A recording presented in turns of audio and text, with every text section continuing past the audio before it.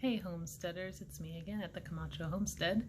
Today I've got a little repair project. If you have a cushion that has buttons on it and some of them pop off or fall off or break off or rip off or just die, did you know that you can actually repair that? Take a look.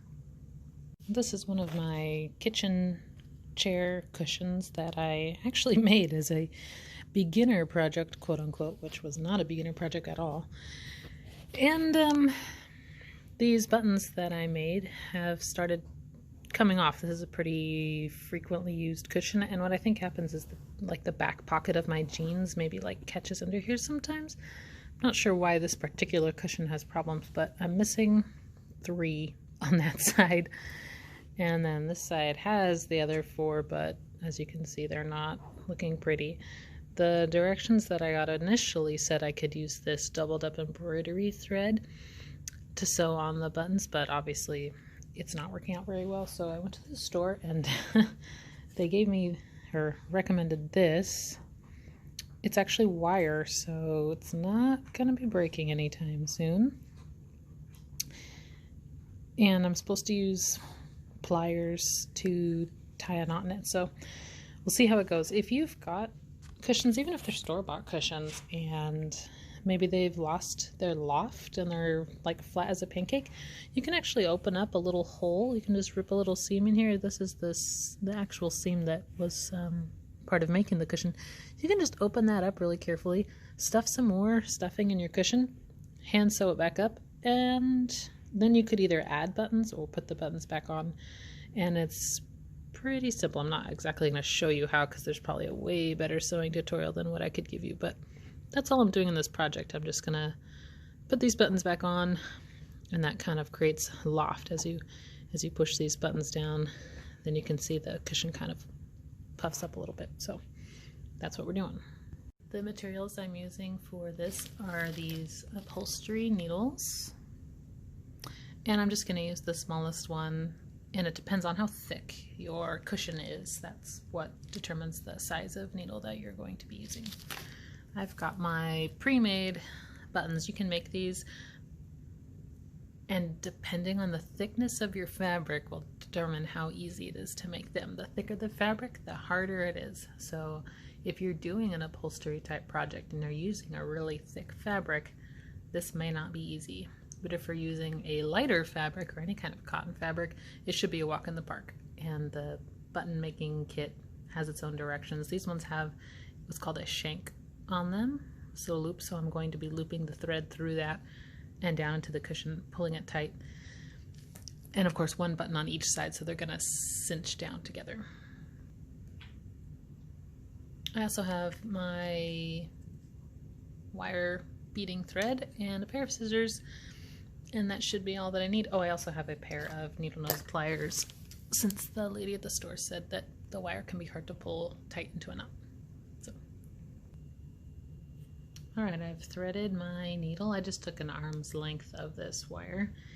And the next thing that you're gonna do is thread it through the shank. Now your needle can't be so thick that it doesn't go through the shank, so keep that in mind, especially the eye of the needle. Okay, so it's got to be able to pass through here, which mine barely does. And once your thread is through the button, then you can go ahead and put it through your pillow. Okay, I'm on the other side. That's where that's where I came up out of. It's really awkward because I'm holding on to the tail of my other side so my button doesn't fall off. And then I've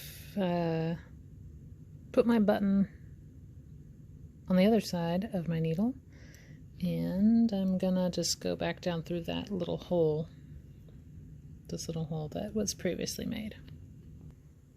Alright, I have gone through the other side. My button is attached on the other side. I've come back up through my front, and now if you wanted to, you could go back through again to double it. Because I'm using this wire, I'm inclined to trust it a little more than my previous embroidery thread, and I think I'm just going to do it once. I don't want I don't know if it would add more strain or less strain to the fabric in doubling it. But I'm going to just try a single go, and hopefully this will last a lot longer than my embroidery thread did. And so I've just did a single knot around here, and now all that's left is to pull these ends tight.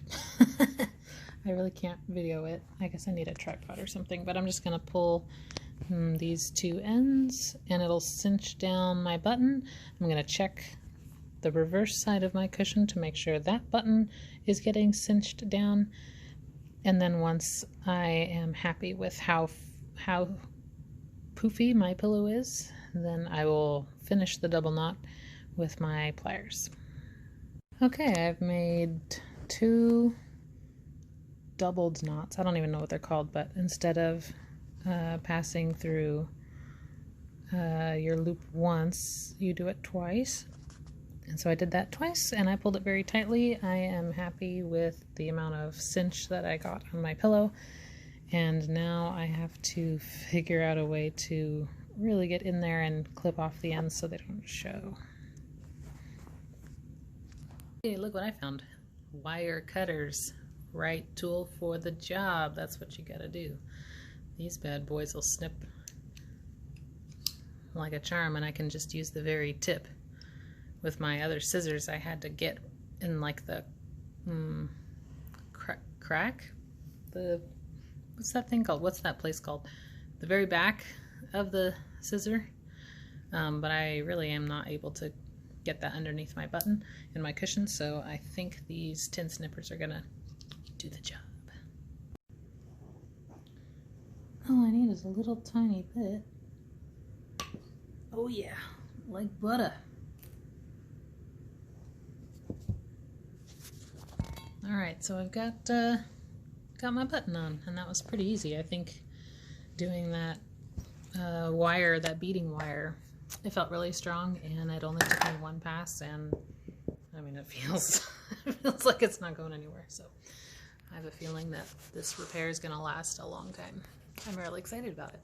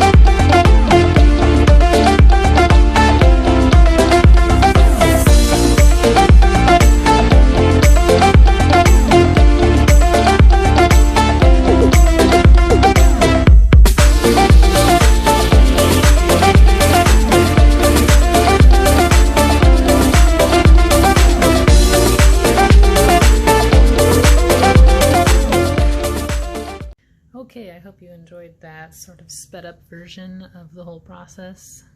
I hope you enjoyed me losing my buttons for 5 minutes while I searched for them.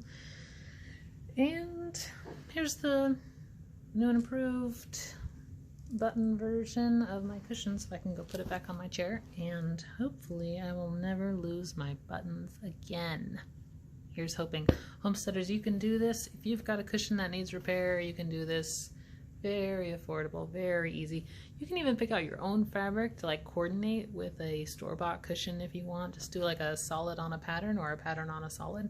So this is solid on solid, and then on this, instead of trying to match a particular color of the fabric, I just did the solid, and so I can choose which side I'm feeling for this season. So you can definitely fix a store-bought cushion, or you can fix a homemade cushion, obviously. And I hope this was helpful to you, and that you feel like instead of going out and buying more things from China, you can fix them yourself for a very affordable and satisfying price. You can do it, homesteaders. See you next time.